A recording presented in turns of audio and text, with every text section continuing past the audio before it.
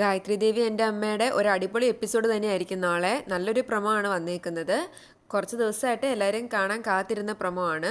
ചന്തു അഭിയെ കാണാൻ അവൻ്റെ റൂമിലേക്ക് കയറുന്നുണ്ട്. ഇതിനോടകം തന്നെ ദേവു അഭിയെ മയക്കി കിടത്തിയിട്ടുണ്ട്.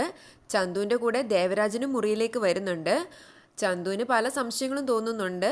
ഇഷ പറഞ്ഞ കാര്യങ്ങളും അവൻ്റെ മനസ്സിലുണ്ട്. ഇഷയും പല്ലവി എല്ലാം വന്നപ്പോഴും അഭി ഇങ്ങനെ മയക്കം തന്നെയാണ്. ചന്തു വന്നപ്പോഴും അതേ അവസ്ഥ. അതുകൊണ്ട് തന്നെ അവൻ്റെ സംശയം കൂടത്തേ ഉള്ളൂ.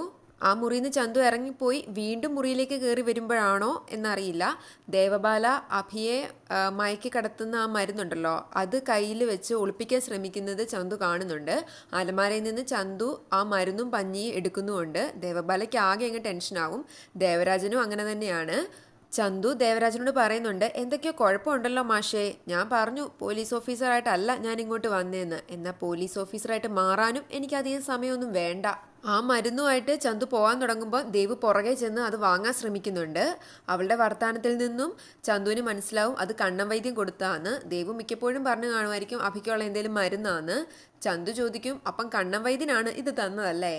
ഇപ്പോഴാണെങ്കിൽ പ്രതിയെ പിടികിട്ടി, ഇനി കയ്യോടെ അറസ്റ്റ് ചെയ്തുകൊണ്ട് പോവാം. ദേവ് നല്ല പേടിയിലാണ്. ചന്തു പുറത്തിറങ്ങി പ്രമീളയായിട്ട് സംസാരിക്കുന്നുണ്ട്. അതെന്താണെന്നറിയാൻ വേണ്ടി ദേവുവും ദേവരാജനും ജനലിലൂടെ പുറത്തേക്ക് നോക്കുന്നുമുണ്ട്. രണ്ടുപേരും ടെൻഷനിലും പേടിയിലും ഒക്കെയാണ്. പ്രമീള എന്തൊക്കെയാണ് ചന്തുവിനോട് പറയുന്നതെന്ന് അറിയില്ല. എന്താണേലും ചന്തു ആ മരുന്ന് കൊണ്ട് പോകാനുള്ള സാധ്യതയാണ് ഏറെ. ഇത് കണ്ണവൈദ്യൻ അറിഞ്ഞു കഴിയുമ്പോൾ വേറെ മരുന്ന് കൊണ്ടേ കൊടുക്കാനുള്ള ചാൻസും ഉണ്ട്. അതിനു മുമ്പ് തന്നെ കണ്ണവൈദ്യനെയും ദേവുവിനെയും എല്ലാം ചന്തു നല്ല രീതിയിൽ തന്നെ പൂട്ടണം. അഭി ഉണരുന്നവരെ ചന്തു അവിടെ വെയിറ്റ് ചെയ്യണം. ചെയ്താൽ നല്ലതായിരുന്നു. പക്ഷേ അതിനുള്ള സാധ്യത കുറവാണ്. ചന്തു ആ മരുന്ന് കൊണ്ടുപോവുകയാണെങ്കിൽ ആ ദിവസം തന്നെ അല്ലെങ്കിൽ തൊട്ടടുത്ത ദിവസം തന്നെ സോഹനെങ്കിലും വന്ന് അഭിയെ ഒന്ന് കണ്ട് സംസാരിക്കാൻ ശ്രമിക്കണം. അല്ലെങ്കിൽ ചന്തു ഒന്നും കൂടി വരണം. എന്താണേലും അഭിയെ കണ്ട് സംസാരിച്ച് അവന് പറയാനുള്ളത് കേൾക്കാൻ ചന്തു സമയം കണ്ടെത്തുക തന്നെ വേണം.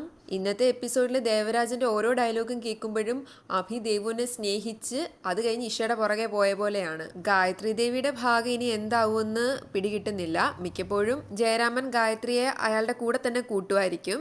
എന്നിട്ട് അവരൊന്ന് നോർമൽ ആയതിനു ശേഷം അഭിയെ കാണിക്കുമായിരിക്കും. അവർക്ക് ഓർമ്മശക്തിക്ക് എന്തെങ്കിലും കുറവുണ്ടോ എന്ന് മനസ്സിലാകുന്നില്ല. പക്ഷേ അവരെ എന്തൊക്കെയോ കാര്യമായി ബാധിച്ചിട്ടുണ്ട്. ഈ ഒരു അവസ്ഥ തരണം ചെയ്തിട്ടായിരിക്കും മിക്കപ്പോഴും അഭിയെ കാണിക്കുന്നത്. പക്ഷേ ജയരാമൻ്റെ സ്വഭാവം ഇനി മാറാതിരുന്നാൽ മതിയായിരുന്നു. അഭിയുടെ കൂടെ നല്ല രീതിയിൽ തന്നെ ജയരാമനും ഗായത്രിയും നിൽക്കണം. ഒരു പ്രതീക്ഷയുള്ളത് ഇഷയുടെ വയറ്റിൽ വളരുന്നത് അഭിയുടെ കുഞ്ഞാന്ന് അറിയുമ്പം ഗായത്രി ഇഷയെ സപ്പോർട്ട് ചെയ്ത് നിൽക്കുമെന്നാണ്. ഇനി ദേവു കരഞ്ഞുകൊണ്ട് ഓരോന്നൊക്കെ പറയുമ്പം ഗായത്രിയുടെ മനസ്സ് മാറുമെന്നും പറയാൻ പറ്റില്ല. ഇനിയെങ്കിലും അഭിക്കും ഇഷയ്ക്കും നല്ല കാലം ഉണ്ടാവട്ടെ. ദേവുവിന് തക്ക ശിക്ഷ തന്നെ കിട്ടണം. 2-3 ദിവസമായിട്ട് സോനയുടെ രാഹുലിൻ്റെ ഒന്നും വിവരമില്ല. മിക്കപ്പോഴും ഇഷ വീട്ടിലേക്ക് ചെല്ലുമ്പം അല്ലെങ്കിൽ റാമോഹൻ ഒന്ന് നോർമലായി കഴിഞ്ഞായിരിക്കും അവർ വീണ്ടും തലപൊക്കുന്നത്.